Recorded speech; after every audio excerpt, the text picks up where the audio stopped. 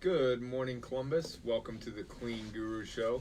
I'm Cody Warren, your host, and I am the owner CEO of Two Men in a Vacuum. Today I have my VP of Operations, Ryan Dobbenmeyer, with me. He was on about 6 weeks ago, and we kind of talked about the whole background of Two Men and where we're at, where we're going, where we've been. And today I brought him back on because we want to spend some time talking about construction cleanups. Obviously, Columbus is growing at a rapid rate. So, in the recent months, over the years, we've done a lot of construction cleans, but in the recent months, we've been migrating to larger construction cleanup projects. With Easton doing a lot of the construction cleanups, we've been talking to a lot of companies out there, as well as Columbus, Ohio, more to the east of the city. We're seeing a lot of these data centers coming up, so we've kind of developed a niche of cleaning these things. We use all static free utensils, so on and so forth. But again, Ryan and I will spend some time talking about that. And then also we do a lot of large construction cleanup projects for hotels, apartment complexes, so on and so forth. So I'll turn the mic over to Ryan, let him kind of talk about our process and from an operations standpoint, and we'll go from there. Yeah, so if you're a construction company or, you're a big data center company like Facebook or Amazon that's coming to Columbus and already in the process of building, definitely reach out to us and give us a call. We'll take great care of you, take care of all your cleaning needs. With the data centers, a lot of companies, or at least cleaning companies, haven't really specialized in that, and we've kind of built a program around that where we use all static free material. With that, we'll clean all the subfloors. We have a special team that would take care of that. We can also clean recessed ceilings if need be. Obviously, with having all the servers in one room, dust is a huge, component that they're trying to prevent. So as much dust as you can get out of that space, the better, and doing it properly and with the proper technicians and people that are certified to do so. Yeah, and also talking on this construction side of things, I know Mike and I touched upon it on a show prior to this, but we recently went through the process of being drug-free workplace certified with the state of Ohio. So a lot of the listeners and clients ask, well, what does that mean to us? What it means is we are able to do project work that is funded by the state of Ohio. So for example, we have some projects with Ohio State where it's funded by the state of Ohio. The state of Ohio regulates it, in which we have to pay prevailing wage to our employees. Prevailing wage in the state of Ohio for a general laborer is $38.50, somewhere in that neighborhood, $38.57 to be exact, I believe. So we're able to hire, obviously, higher caliber employees, higher caliber dirt specialists, in which we call them in our company. But then what that does for the construction company is, what we found across the board is there's not many cleaning companies at all out there that are certified with basically what you're certified with the BWC, that you're drug-free workplace, and what's called EEO certified, which is Equal Opportunity Employer certified. You have to go through, jump through all these hoops, go through these regulations, go through these classes, and then we have to send reports to them. But what that means for the construction company is, typically what we found is they cannot find a cleaning company out there that meets all these specifications. So they're hiring your general labor that's used to swinging a hammer, and they hand them a vacuum and say, hey, just run this vacuum, we're going to pay you $38.50 an hour. Well, what happens then is, first off, I think it for lack of better word, it ticks off the general laborer in some regards, because we've been on sites before and you see this guy who's dressed as a general laborer, meaning you would probably see him swinging a hammer or hanging drywall, and he's sitting there with a vacuum, and he never looks too happy. and then it's just, as we've talked before on this show, and as I've labeled myself the clean guru, cleaning is easy, but there are some techniques, especially in those construction cleanups. There's policies and procedures, which Ryan, being our operations guys, that he's brought that to the company. We've developed policies and procedures there's certain things that we go about when we approach these construction cleans. You do X before, A, or A before B, so on and so forth. So, we really specialized in that area of expertise. Ryan, one of the things I was curious about is, Cody and I will talk about when you're talking to the decision maker. That person is just trying to get the task accomplished, right? And they first start with price. So they'll say, they don't really say I've got X amount of budget, but they're trying to get it done the best job they can for cheap, which ends up being, it's not great, it's good, right? Sure. So when you're trying to explain to somebody that actually makes that decision, that, let's say, purchasing decision, how do you explain the difference in what you're doing versus anybody else? Because it's a totally different level. Like, you're on their level talking about it. It's different in, if I call like a maid service or something, they give you a list of all the things they'll do for this rate. That's really not how it works, right? Sure, absolutely. Yeah, I mean, we push quality all the time. And, usually when we're talking with a customer or a client, I'm always telling them, hey, like, that is our main focus. So we're not going to be the cheapest company out there. But, some of the different things, especially with a construction cleanup, you have so much dust, is the person you're going to hire, are they going to tape off areas, or are they going to bring air scrubbers to clean the air as the dust is floating everywhere and through the HVAC vents? I think those are just some of the things that really get overlooked by other companies. And we care about our clients. We care about not only the construction clean, but, the well-being of the staff after, we leave there. So, if they come back and they complain that, everyone's getting sick or there's dust floating around in the vents, that's because the construction cleaning company didn't do, the great job, and they didn't pay attention to all those details and, go the extra mile to make your client happy. So, well, I think that people don't realize that what you just said literally is in the news right now, right? The last, say, 6 months to a year. Hospitals being built. The person that's doing all the construction doesn't think about that, and the cleanup crew is not an outside vendor. There's somebody that somebody's hired inside, and now you have a problem that's spread throughout, a few hundred people because they didn't tape things off, they didn't vacuum the air, they didn't do those things. But what's going to happen is that's going to get filed away under, oh, that was just that one place. It's not, right? Every job has certain requirements, and you have to kind of lay down the law of what those are, right? Absolutely.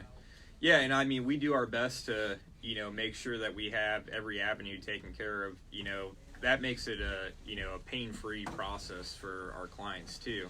And that's the difference. You don't want to hire a company and then have to have them come back out 10 different times to fix the things that they didn't get the first time. So, we definitely, again, push quality, and that's our main focus. And that's how I think we continue to get more business and grow at the rate we are, because we are doing a better quality job, and we do pay attention to those details, and the clients see that. And a lot of our business, besides definitely your guys' help with the radio show, but word of mouth is how our business has grown.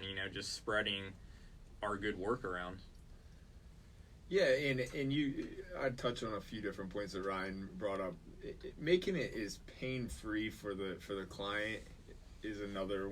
It goes almost to one of the top line items for us. And pain-free simply being in these circumstances where we're talking about construction clean, is that superintendent, the last thing that they want to worry about is the cleaning, but it's the most important because they build this beautiful project all to spec, follow the blueprints to a T, and then they're turning what they call, we turn the keys over to the owner, to the client, and they want that thing as clean, obviously as clean as it can be when they turn over. Well, again, and I hate to dwell on this every time we get on this show, but we really are in a broken industry. And I really want to fix the industry for everybody, because what we go in and we bid these jobs, it's like tying our shoe, because we know it's called a rough, final, powder puff clean. We bid the job with all those inclusive, and that's how all these companies and how this industry, they should be bidding these jobs. I don't come in, Mike, you don't call me and say, hey Cody, I want to build a house, I heard you build houses. I'm like, yep, I'll be over, I'll quote it. And then I send you a quote, and you call me back and you say, Cody, in this quote, everything's going to be built to my house, but there's no roof going to be on it. I'm like, well, that's extra. We'll talk about that when we get there. It's just, it boggles our mind every day when we do. And the superintendent, they know it because they know the ropes, but they'll ask us, and we look at them as kind of as confused as they look at us when they ask. We say, of course, it's all inclusive, because why would we go in and just bid a rough clean? Now, let's educate the listeners on what exactly that means. So rough clean, we're going in before they doing their final punch. We're removing all debris. We're hitting, knocking down. Now, obviously, you get a wide variety of superintendents and contractors to where rough can be super rough, meaning they want us carrying out drywall. It shouldn't ever be that way. But when we look at it as rough, it's pretty clean, but there's still heavy dust. There is some debris. So that's your rough clean. And then they go in and they do their they do their punch, and then we do the final clean, and then we'll do a powder puff clean once the dust really settles. That's usually the day, sometimes the morning before the client's coming to basically get the final product. But it's just funny how we run into these situations all the time, and the superintendent's like, hey, is this, and we stop them in their tracks. We say, you mean rough, final, and powder puff? They're like, yeah. They're almost minds boggled that a cleaning company knows that lingo, or just knows that, hey, these bids are supposed to be bid like that. So, and going back to Ryan's point, it just makes it so less cumbersome for the superintendent, for the company, because you got a superintendent on site, and then you got a project manager that's in these data centers. This new company we're working with, they're out of Virginia, so you got a pen pusher sitting in the office, and I don't mean that by any negative connotation. I mean they're the project manager. You're saying it almost like a bean counter. We're not insulting anybody, but that's what we used to say in media. There's a bean counter that's going to tell you how much money you have to make off of this. Mm-hmm. But say they're selling 1,000 commercials. Well, they're going to factor in you're not going to sell about 180 of those. Mm-hmm. Then you look at it and say, well, why is that tied together? Because how much profit I make also goes into how I clean my building, the products I use, all that kind of stuff. That same bean counter is looking at it and saying, well, we only have X amount of money for cleaning. Mm-hmm. So when you guys put a bid in, it's totally different, especially in a state-run organization. They have to pick the lowest one. Mm-hmm.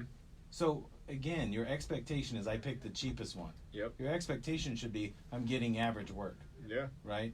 Yep. Because you just told a story, Cody, last week about you were going back to a place because your price was higher than the other person. Mm-hmm. The other person did such a poor job, they wanted to bring you in. Absolutely. That's where you win, right? Because, again, you're getting what you paid for. And I know people say that, but when it comes down to cleaning an office space that's being shared by 20 to 2,000 people, it makes a difference what that looks like, what it feels like, what it smells like. I know that's a weird thing to say, but on the radio you talk about smell. Yeah. We've all walked in an office and you're like, I can't wait to get out of here. Yeah. Right? Yep. But that's what you guys are doing, is you're putting all that forward and saying, we're going to give you the best job possible, not just for you, but for the industry. You're trying to change an industry. Yep. And you made a very good point back to the bean counter. It's like, then they hire that company that is the lowest bid, and they find out that was only the rough clean. Now we need, the final and the powder puff, and then that cleaning company and the superintendent, the superintendent was on a different page cleaning company, and then they're calling us back. They're saying, hey, we had this company do the rough. Can you guys just do and typically we won't, we will, but it's just not our approach, because, we want to do the rough, final, and powder puff, because, like I said, Ryan and myself and our company, hey, we put in policy and procedures so we know exactly how to tackle it, what to do first, how to be most efficient to get to that final product. And it's just, back to that whole thing of making, I know where I was going with that, making the company, the superintendent, everybody's life easier. If we go in and we bid that job to that superintendent, when he or she pushes it to he or she, which is the project manager, how we kind of labeled the bean counter in the office back in Virginia, and they're looking at the product, and then the project manager, you usually have someone that oversees the whole project over the project manager and the superintendent. So, there's all these pieces, and as long as everyone's on the same page, which we go in on the page that we think we're supposed to be, then it's a pretty hiccup-free process. And we found that out. We just bid, same company in Virginia. They're building another huge addition at 250 South High, and they asked us for the quote. We sent them the quote, and within 5 minutes, it's approved because they know that we've proved that we're on the same page. There's no they didn't come back and say, well, does this include, is this everything from A to Z? Well, they already know this is the price. They know what they're going to get. Expectations have been set from the beginning, and then let's just wrap this all in the back to where we started. Is that's where it's so important for this industry to change, so that if we can continue to do this, prove ourselves, prove the quality, prove the communication, then everybody's going to be on the same page, and we're all on the same playing field. They know, when they're looking at bids, they know that everyone's bid, they're getting the same thing for their money, and then they can, then they can pick the lowest price, Right. So. Ryan, I wanted to ask you this because Cody and I talk a lot about culture, like of your organization. How do you think it gets portrayed to the people that are calling for your service? Like, do you think that they feel that, or you kind of have to educate them on that? Yeah, I mean, obviously, like in the beginning when I'm first meeting somebody, I try to educate them as much as I can. But after that, I think they just see the way our company operates. You got Mike, our quality control director, Big Mike, coming out and checking on everyone, making sure the cleaners are happy, the client's happy. And that makes a big difference, because that's probably one of the biggest complaints that I hear is, we had this complaint, I let the, cleaning company know about it, and they haven't done anything for 3 months. Right. And we're the type of, if you call me about a trash can, and, myself or Mike, the director of quality control, comes and takes care of that trash can for you the same day, there's a huge difference there. And the companies that we work with, they absolutely love us and treat us like family because of that. So. But don't you think that's cool to be part, like, again, the way that a business operates, I think a lot of people think it's just a big box and people come there for a check and benefits. But you can change the way that a place operates based on how much do you like to be in your workspace, how much do you like to be around your people. Like, you guys are a part of that, I wouldn't even say a small part, but if you like the way a building looks and smells and where you're walking around, it makes a big difference. If you don't like it, if you're working in like the high school dungeon, you don't want to be there, right? Sure, and I mean, it actually goes the same way for employees. So we've come a long way, since Two Men has started, and, we had a lot of unhappy employees at one point, and, really I think it was because we weren't paying enough attention to them and their needs and, making sure that we were doing everything we were supposed to. But now, today, I look at it, and I mean, I get thank yous from employees, and, we're giving them gift cards when they're doing good jobs or raises. And, I want to say every single employee that's working for us now is extremely happy to work with Two Men. The one thing I wasn't sure, because we always talk about it comes from the top down, right? When you guys are seeing things evolve as Columbus is getting bigger and more construction and more bigger companies are coming here, do you guys have I didn't even ask Cody this, do you guys kind of have like breakdown meetings where you're like, here's what I know is coming, here's what I think our message has to be to educate people? Because again, the reason we're doing this is so Cody can educate on the different philosophy he has versus any other company out there. Not to bash the other ones, but you guys are just doing it different, right? Mm-hmm. Sure. How much are you part of that conversation? Yeah, I mean, we have those conversations a lot, and we've probably, if we see a construction site, we're stopping in there. So, I mean, we've probably been around to most of them. Some people have a company that they just like to use, and they're used to using them, and, they don't change a whole lot, but I'd suggest that give us a try and make a change, and, let us show you what real quality is. So. And great point, Mike. What we've also done is what we've it's used around, but we call them lunch and learn. So we'll go in. It's not sales tactic. I hate those. I've been on lunch and learn where someone comes and throws up on you, sales tactic after sales tactic. We go in, take lunch.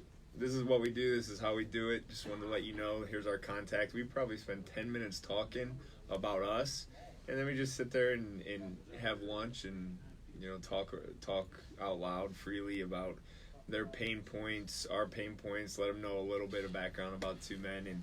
those have been very successful for us. We get a lot, well, can we try you guys out? Can we just have you do one clean? And, our conversion rate on that stuff is very high because of what Ryan said. At the end of the day, it's funny, I just edited my LinkedIn profile last night and added something, just a small piece, and basically, in a nutshell, I'll paraphrase it, but at the end of the day, I care. There's nothing worse than, because that's how I am. If I'm paying for something, I want to see value. I want to be happy with my purchase, so on and so forth. Same thing with our clients. We know that they've budgeted that money to, spend on cleaning. So we're not going to just go in and switch out the trash cans and, spray a little Febreze and be on our way, which we see that a lot in our industry. So, it's just about caring. Like you said, it's about creating that, that family. A lot of our clients do, especially Mike. I think he's part of like 10 families. I don't now. think he has one enemy. Big Mike has friends everywhere. Yeah. So, it's just, and that's the approach we've taken. At the end of the day, we're providing a service that is kind of mindless, but if there's not efficiency, if there's not policies, if there's not procedures set up, then it's never going to work. And hence, that's why we see so many times an account that has just been highly neglected. And it's because the cleaning company, when they went in, there's no way they set those expectations. Both, the client could be as much as at fault, but there was no expectations set up. And they just never had the policies and procedures, the procedures of saying, okay, there's 48 trash cans, and it's going to take us X amount of time. But we've never, and let me clarify that, because we're actually against that. He's come from a background of that. When I first got in the industry, I was looking for mentorship from some people in the industry, and it was all about counting, going and count exactly how many trash cans, exactly how many toilets, and then you put it into this formula and it spits out this number. We never do that. I mean, it's just like if we have the radio station as a client, which hopefully one day we will.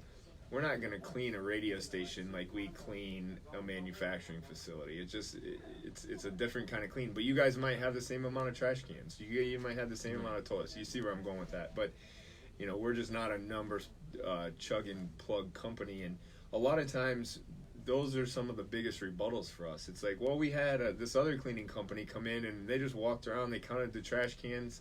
They put it into a formula, and this is the number.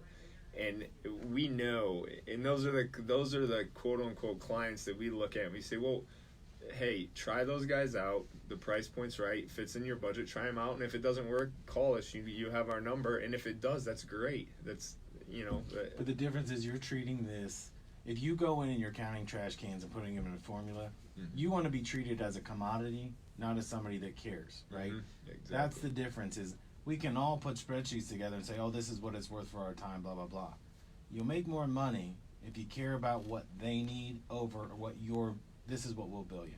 Mm-hmm. And that's the biggest difference. Again, that's why I always say the culture you guys have is so much different, because every single person, I don't know where you find all these people, but every single person kind of plugs in. It's like you're talking to the same person from the top to the bottom, and it all flows. And you're telling that same story to consumers, educating them on what the difference is, but you're never hard selling them.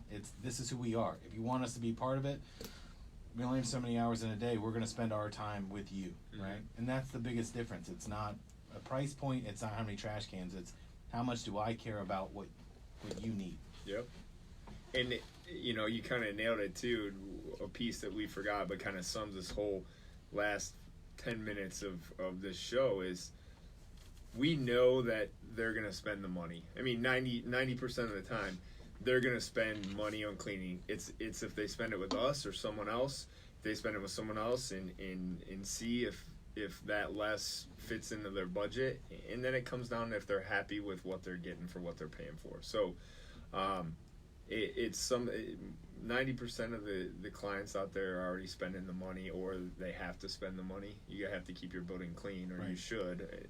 Or you have, your secretary doing it, and that never works. That's a real short-term solution. Yeah, it is. And they try to make it a long-term, and you have your secretary upset because she or he's cleaning as opposed to focusing on what they were hired for. So, I mean, that's all I have. I think this was a great show as far as talking about, you know, us getting into the construction side of the business and talking more just about this industry that we're working hard to fix. Right. So I thank both of you guys for coming on today. Thanks, Ryan. Ryan always provides a lot of insight from the operational standpoint. And thank you for turning in to the Clean Guru. My name's Cody Warren, CEO of Two Men in a Vacuum. Have a wonderful Sunday.